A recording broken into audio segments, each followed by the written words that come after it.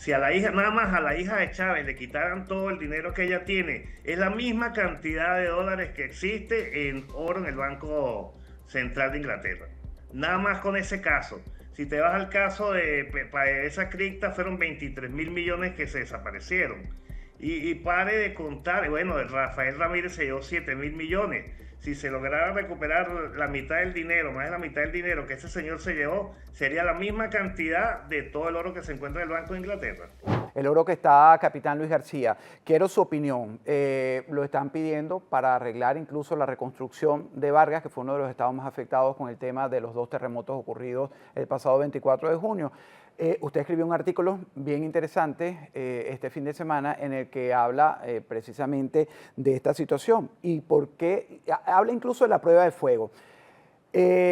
¿Por qué no pagan y devuelven el dinero para la reconstrucción todos estos criminales que se han enriquecido con el erario venezolano? Pero aquí es para que me desarrolle este punto, pero con 2 perspectivas, capitán. He estado todos los cambios que quiero que me corrija si estoy equivocado. Ha asegurado el Departamento de Tesoro que ese dinero lo va a administrar Estados Unidos, no va a llegar a manos de estos criminales. ¿Esto puede ocurrir? ¿Es así? ¿Qué me dice el tema? Sí, ese no es el problema. La situación es por qué el oro de Londres y no el dinero del saqueo. Si efectivamente existen millones de dólares producto de la corrupción venezolana que permanecen congelados, confiscados y escondidos alrededor del mundo. Es una cuestión de justicia, de soberanía, de sentido común. El oro que existe en el Banco de Inglaterra no fue un oro robado, no fue un oro de mal habido, mientras que existen ingentes cantidades que se podrían recuperar para poder lograr esta recuperación de Venezuela. Transparencia Venezuela informó ante Naciones Unidas que existen 172 grandes casos de corrupción venezolana procesados en 30 países y que el 60% de estos casos involucra más de 72.000 millones de dólares.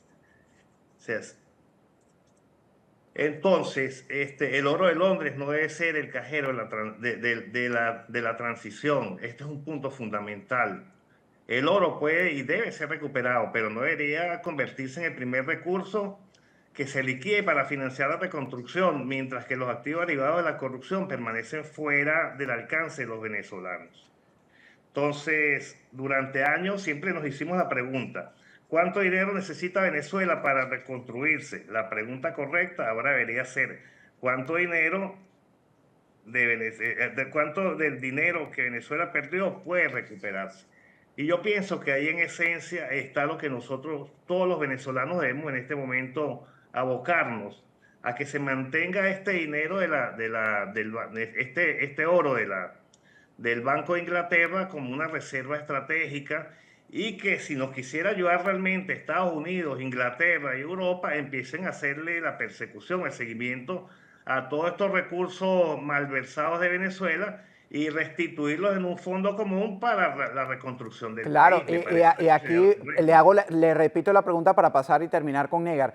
Realmente, si se recupera ese oro que está en el Banco de Inglaterra, el Departamento de Tesoro, a través de la OFAC, Estados Unidos lo maneja, es la recuperación y está contemplado en el plan de las 3 fases del presidente Donald Trump, la recuperación. Ahora, es interesante que es verdad, muchos de estos ladrones criminales se han enriquecido, Estados Unidos tiene la tasa porque las sanciones efectivamente lo que llevan es a que ese dinero no se pueda mover en dólares, que es la divisa americana, y saben la mayoría dónde están ubicadas y además hay confiscaciones.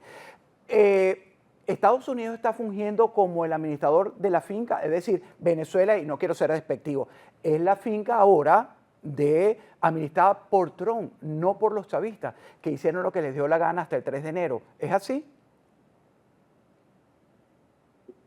Administrar Venezuela en este momento. Y si te pones a ver, si se utilizaran este mecanismo, si a la hija, nada más a la hija de Chávez le quitaran todo el dinero que ella tiene, es la misma cantidad de dólares que existe en oro en el Banco Central de Inglaterra. Nada más con ese caso. Si te vas al caso de esa cripta, fueron 23.000 millones que se desaparecieron y pare de contar. Bueno, Rafael Ramírez se llevó 7.000 millones. Si se lograra recuperar la mitad del dinero, más de la mitad del dinero que ese señor se llevó, sería la misma cantidad de todo el oro que se encuentra en el Banco de Inglaterra. Entonces tenemos que hacer campaña, Negar Granado, y termino contigo, tenemos que hacer campaña para eso, para que le quiten lo robado a todas estas personas que han estado involucradas y que están siendo tuteladas desde el 3 de enero. ¿Cuál es tu opinión de esto, del oro, Negar, y esta petición?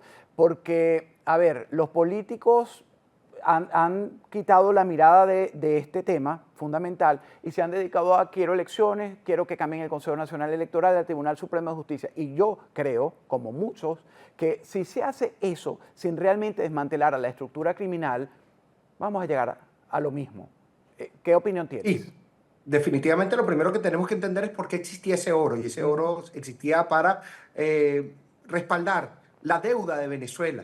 Ese oro sale de Venezuela para Inglaterra con fines a la protección y hoy en día está siendo pedido como para recuperar. La motivación de pedir el oro es la recuperación de La Guaira o de Venezuela después de los terremotos. Sin embargo, tenemos por parte de los Estados Unidos un fondo que alcanza los 14.000 millones de dólares producto de la venta del petróleo. Y lo que dice el capitán es muy cierto. Si nosotros lográramos recuperar todos los bienes mal habidos producto de la corrupción que hay fuera de Venezuela y que pertenecen a Venezuela, como el esquema cripto PDVSA, 25.000 millones de dólares, lo que se llevó Rafael Ramírez con los fondos de pensiones de los trabajadores de PDVSA, 7.000 millones de dólares, más aquella revista Forbes donde aparece la hija de Chávez con una fortuna de 4.000 millones de dólares vendiendo Avon. Definitivamente vamos a entender de que con la recuperación de eso es más que suficiente la reconstrucción del Estado Vargas después de los terremotos. Se estima que los daños pudieran alcanzar 15.000 millones de dólares para reconstruir a Venezuela. Ahora bien, lo primero que tenemos que entender es por qué no también pedirle a Estados Unidos, que es el que administra los 14.000 millones de dólares, crear una comisión que esté principalmente estructurada por él y que esté liderada por los Estados Unidos para que esos fondos vayan a la recuperación de Venezuela y no tocar el oro que de alguna otra forma respaldaba los papeles de la deuda de los papeles emitidos por el Banco Central de Venezuela. Entonces, creo que en este momento, como venezolanos, estamos en una disyuntiva.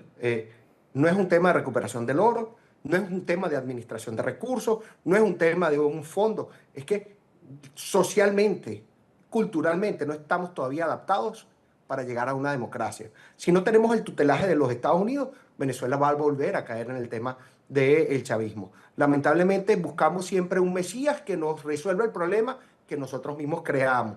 Y Venezuela al día de hoy no tiene la capacidad institucional, ni social, ni cultural para poder vivir en una democracia como la que nosotros conocemos, con instituciones fuertes, con instituciones sólidas.